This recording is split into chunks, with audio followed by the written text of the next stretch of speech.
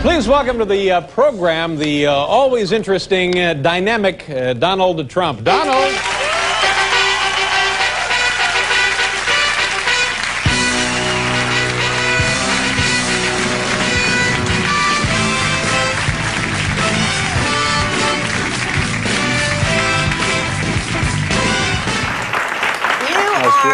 You are like everybody's dream of America. You know, you live it like the rags, well, you didn't really have rags, but I mean, all the riches and everything that America can offer, you got it. Well, I've had a good time. I've enjoyed myself. I've enjoyed my life. And so you've sort of become like a folk hero. I mean, people. There's someone in this audience. I was reading the audience list. Some man who's a businessman. You can tell me who you are later. Who went to New York and just wanted to stand by your building, hoping some of the luck would run off. Is that true? Is he in this audience? He's in this audience. We have to find him. Yeah. We have to and find him. So how do you explain that, or is there an explanation? I believe that you make your own luck to a large extent. Well, the word luck is a very important word. Very important. There's no more important word than luck. Sadly, the American dream is dead. But if I get elected president, I will bring it back bigger and better and stronger than ever before, and we will make America great again. Thank you. Thank you very much. Critics often say that Donald Trump is a shallow showman, an egomaniac who wanted to be president just for the sake of it. They say he only got into politics to serve himself and his businesses, and that he lacks the experience and knowledge required to perform the role of President of the United States. He's inconsistent, they'll say, with the only consistency being that he's out for numero uno, Trump. But is this true? Why did Trump run for president? And how can we know for sure? Well, if you listen to his own words, the man speaks for himself and says exactly why he wants to make America great again. Trump likes the attention he gets from crowds, from the establishment, and from the press, but he is very sensitive about the press. I don't think they've portrayed what I'm really all about, necessarily. Okay. I've never seen press reporting as I have with regard to me. And I hope the general public understands how inherently dishonest the press in this country is. I think a lot of the press is very dishonest. The news gets away with murder, the news media. I find the press is extremely dishonest, okay? Very dishonest. There's tremendous dishonesty in the media. Tremendous dishonesty. These are very, very dishonest people. Okay. We are fighting the fake news. It's fake, phony, fake. The news about me is largely phony. It's false. Does that get under your skin? No, because you see, I think I'm right, and when I think I'm right, nothing bothers me. When I see a total ripoff of this country by Japan, where they literally have no defense budget, where we have to borrow money from them in order to get them oil and defend the Persian Gulf, where most of the oil goes to Japan and other countries, not us. We get 4% of our oil. When I see Kuwait, a total ripoff. We're bringing the Bridgeton. You remember the Bridgeton? Their oil minister sat back and he laughed at how much money he's going to make. Why aren't we getting some of that money? Why aren't we getting it? They're taking in billions and billions of dollars, and we can't even land a helicopter on Kuwaiti soil. You tell me that's right. Saudi Arabia was making $1 billion a day. Saudi Arabia, they wouldn't even be there except for us. And in Saudi Arabia, we couldn't even use their minesweepers, Phil. You know it. We defend Saudi Arabia. They wouldn't even be there. Saudi Arabia, without us, is gone. So we defend Saudi Arabia. Every time there's a problem, we send our ships, we go crazy, right? We spend a fortune. We get paid peanuts for this. The United States is systematically being ripped off by many of the wealthiest countries of the world. It's a shame what's happening. Japan, Saudi Arabia, Kuwait, everybody's taking advantage of the United States. People know that if certain people are running a country, that it won't happen. If the right person asks them, they pay a fortune.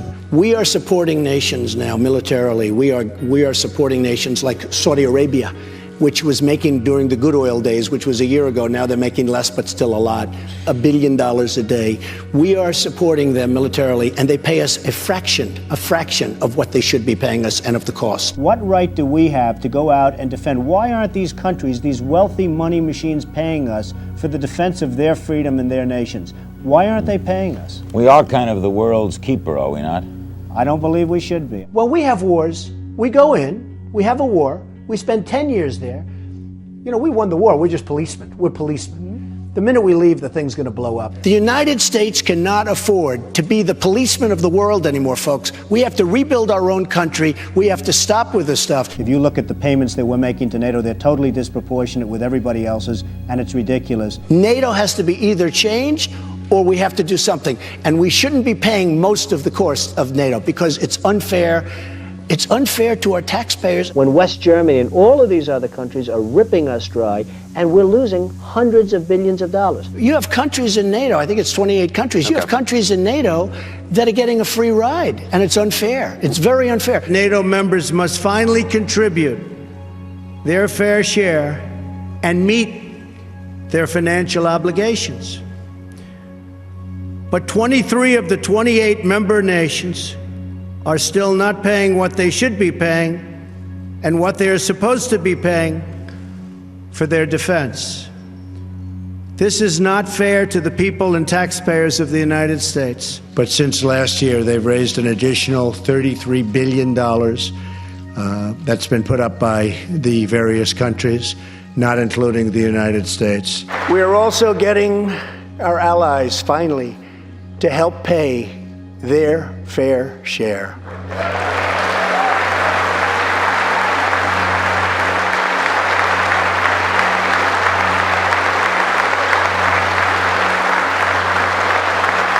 The country is losing $200 billion a year. $200 billion. This country cannot continue to lose $200 billion. Mr. Trump, I want to thank you for being here today and for your stand on American manufacturing over the years. I think one of our problems has been that we've been talking about free trade far too much instead of fair trade. And as a result, we're all feeling the effects of it. And I think some of the people behind you are some of the people who have been hurt as a result of some of the pressures on free trade of exporting jobs overseas. Again, Mr. Trump, thank you for being here today, and I'd someday like to pursue some of your thoughts on the manufacturing further. Thank you, ma'am. We let Japan come in and dump everything right into our markets and everything. It's not free trade. If you ever go to Japan right now and try to sell something, forget about it, Oprah. Just forget about it. It's almost impossible. They don't have laws against it. They just make it impossible. They come over here, they sell their cars, their VCRs, they knock the hell out of our companies. And hey, I have tremendous respect for the Japanese people. I mean, you can respect somebody that's beating the hell out of you, but they are beating the hell out of this country. Look on another front what happened recently where Clinton has asked our so-called trade partners to come so we can renegotiate some fairness into trade, right? They don't show up. They say we're not coming. In fact, unfair trade is perhaps the single biggest reason that I decided to run for president. If we go back and negotiate with Japan and Germany and lots of countries, France, that are just ripping us, Saudi Arabia, you look at these deficits, that are just ripping us big league, I think you can do a combination of tax cuts and pay off the national debt. South Korea, when you want a television set, we go to South LG, Samsung, they're all made in South Korea. It's a monster in terms of economic. That goes with air conditioning, it goes with so many different things. Even ships coming out of South Korea. This country loses trillions of dollars in bad deals that we make with really countries like Japan, with the cars. You try and sell an American car in Japan. By the time it gets off the boat is sitting there 40 weeks as they're trying to get the first car off the boat. I mean, they're just ripping us, and they're ripping us big league. So what's happened to the country is trade deals done by incompetent people. We had incompetent people.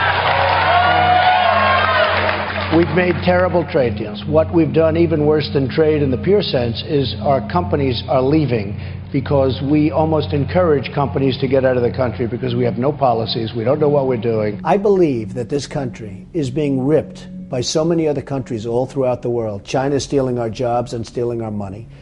So many other countries are ripping us off. I'll bring back our jobs from China, from Mexico, from Japan, from so many places. I'll bring back our jobs and I'll bring back our money. For decades, the United States allowed other countries to steal our jobs, close our factories, and plunder our wealth. What was happening was horrible. I used to talk about it for 20 years in the private sector. I said, how did they let this happen? Little did I know I'd get my shot. We are doing numbers that no one would have thought possible just 3 years ago. Likewise, we are restoring our nation's manufacturing might, even though predictions were, as you all know, that this could never, ever be done. I want a piece of that. I want the money so that we can put the money into Harlem, so that we can give the money back to education. Because that's the big picture, but that's the real picture. That's why it bothers me so much that when we give this kind of money to the wealthiest countries in the world, and yet for our own people, the homeless, the sick, the poor, the farmers, who are really going through hell right now, those people we're not helping.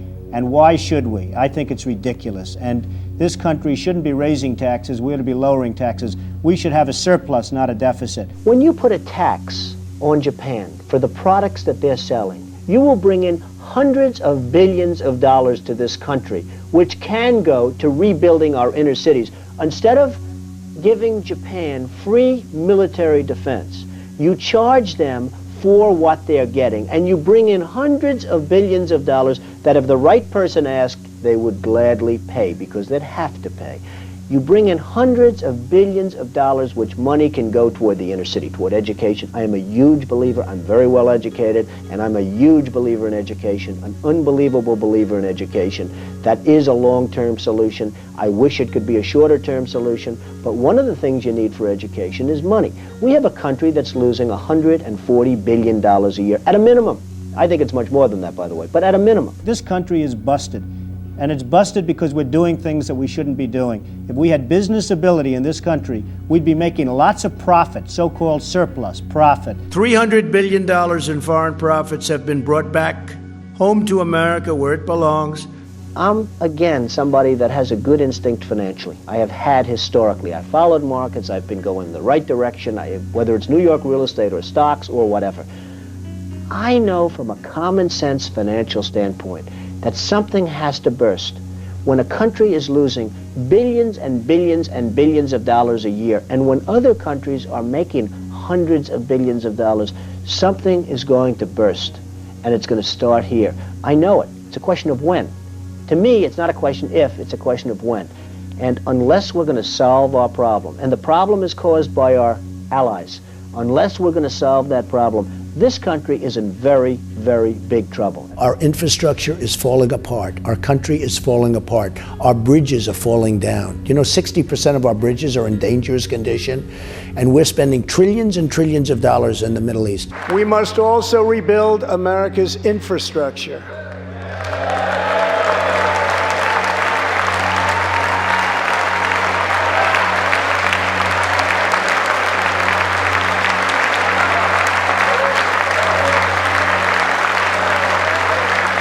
You see, I'm so loyal to people, and maybe I'm loyal to a fault, but I'm so loyal to people that when somebody's slightly disloyal to me, I look upon it as a great act of horror. Because I'm like this great loyalty freak. I'm loyal to a point of the absurd. Look, I'm a loyal person. I'm going to be loyal to the country. And I'm loyal to people. I'm loyal to the country. I'll be loyal to the people. And through our loyalty to our country, we will rediscover our loyalty to each other. That's the kind of thinking our country needs.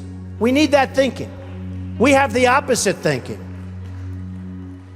We have losers. We have losers. We have people that don't have it. We have people that are morally corrupt. We have people that are selling this country down the drain. I mean, I know these folks well, and some are dumber than a rock.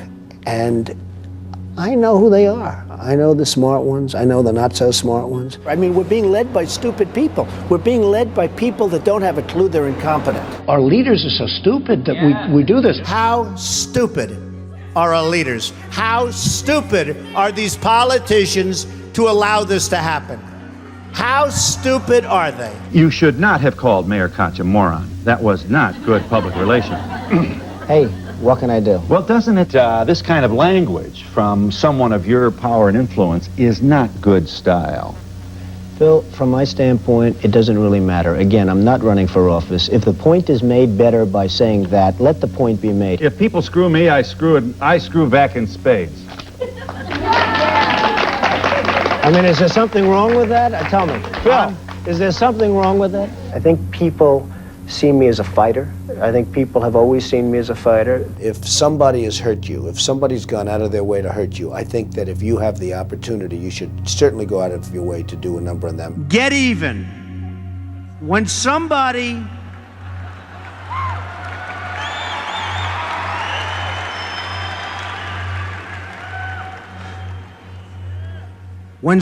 screws you, screw them back, but a lot harder, folks.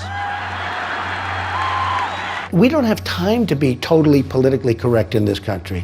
Our country's in serious, serious trouble. But a lot of times you can't practice tone because you have people coming at you so hard that if you don't fight back in a somewhat vigorous way, you're not going to win. And we have to win. This country has to win. We have a lot of victories coming. And I think if I go too low-key, we're not going to have those victories. I feel that this country with the proper leadership can go on to become what it once was. And I hope, and certainly hope, that it does go on to be what it should be. What's happened is phenomenal. I've never seen anything to the extent that I have in New York. It now, from a real estate standpoint, has probably become the hottest city in the world. People are flocking here by droves. And I guess a lot of things had to do with it. Mostly, I feel, it was the psychology of making New York a winner as opposed to a loser. It's just a place where everyone wants to be. People want to come to New York. They love the city, they want to be here, they want the action. You know, New York has action. New York is unbelievable action. The fact is that everybody wants to be where the action is, and the United States of America is indeed the place where the action is. Of course I want to put the best foot forward. I'm not going to say, oh, gee, everything is terrible. I'm a very optimistic person. I'm optimistic for the country. Well, I think the country's going to be great. It's the greatest country ever in the world, and I think we have a great future.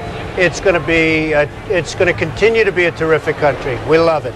You've said that you could do a better job at negotiating an arms control agreement with the Soviets than some of these professionals who've been trying to do it for years. I didn't say me, Mike. I said somebody has to do it. If it were me, that'd be fine. I could do it. It's time for a change, and we have to sit down with the Russians and many others. Look at North Korea. North Korea is developing missiles like nobody has ever seen.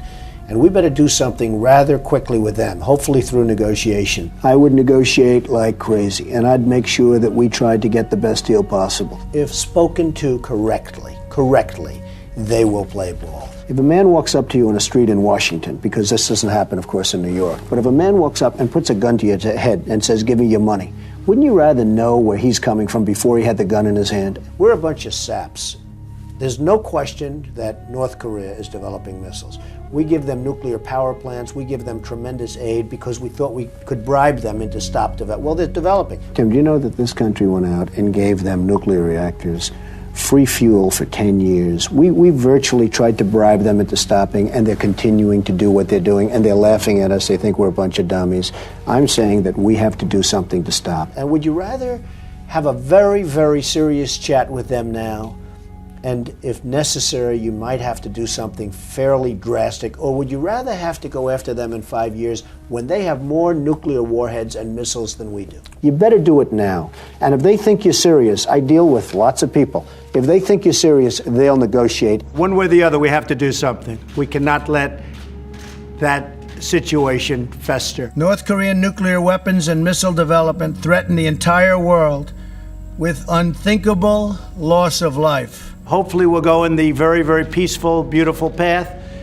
We're prepared to go whichever path is necessary. North Korea best not make any more threats to the United States.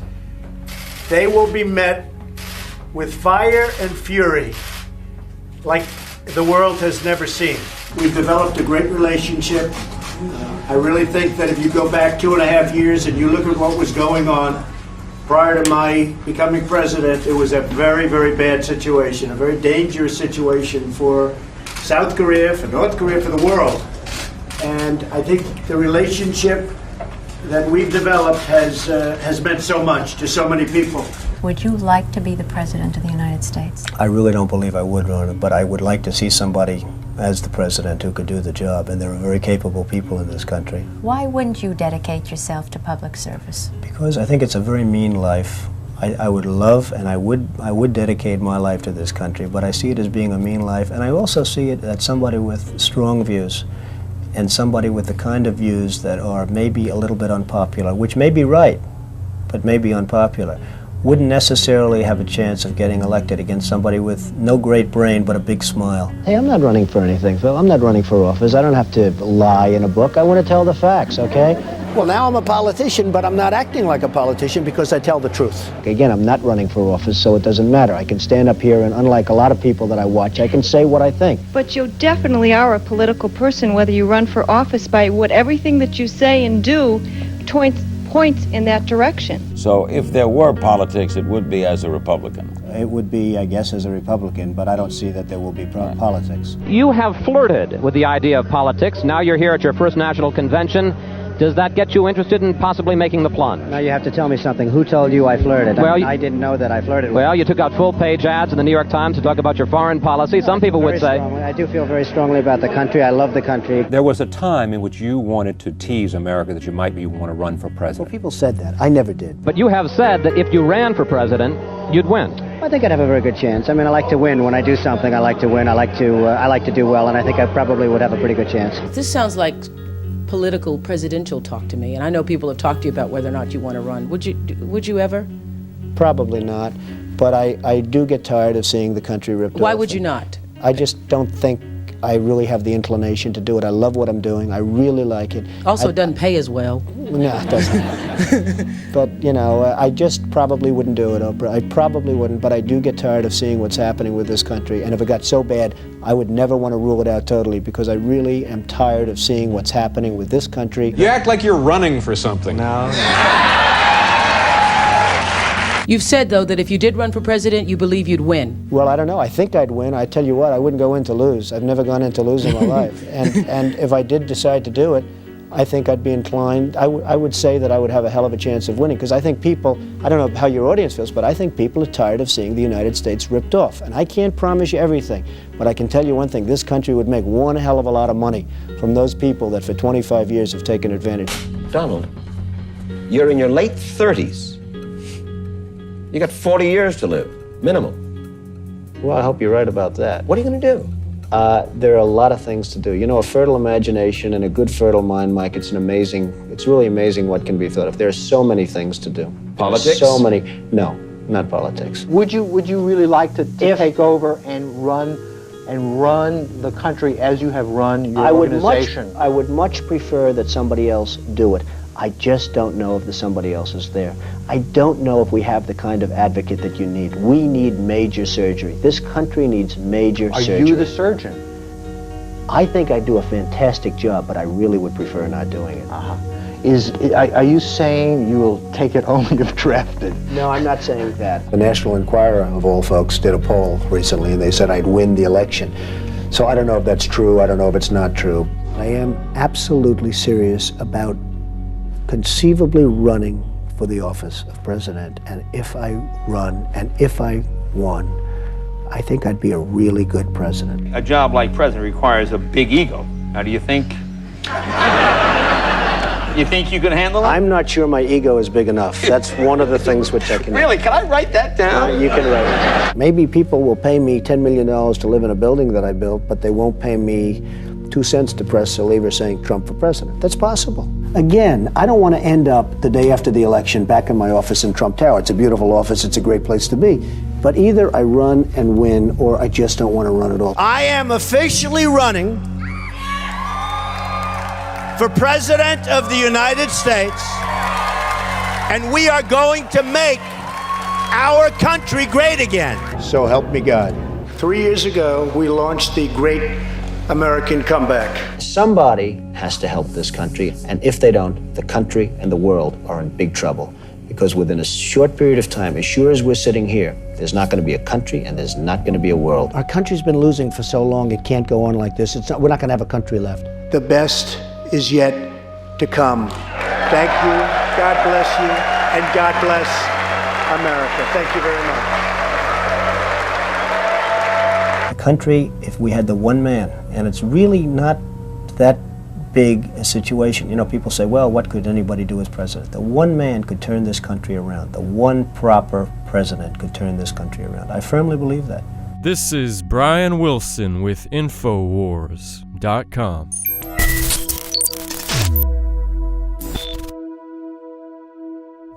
You can't stomp the Trump. You cannot stomp the Trump. You can't stomp the Trump. You cannot stomp the Trump. You can't stomp the Trump. You cannot stomp the Trump. You can't stomp the Trump. You cannot stomp the Trump. Donald Trump. Donald Trump. Drain the swamp. Donald Trump. Donald Trump.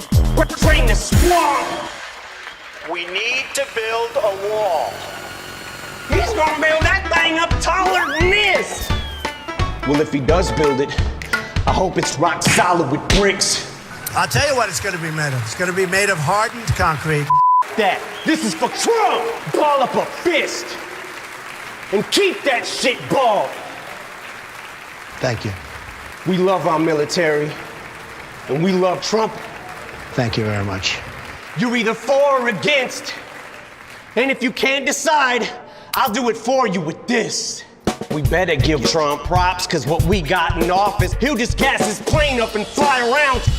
Bing, bing, bong, Titan. Bong. Rising. That's not disrespecting the military.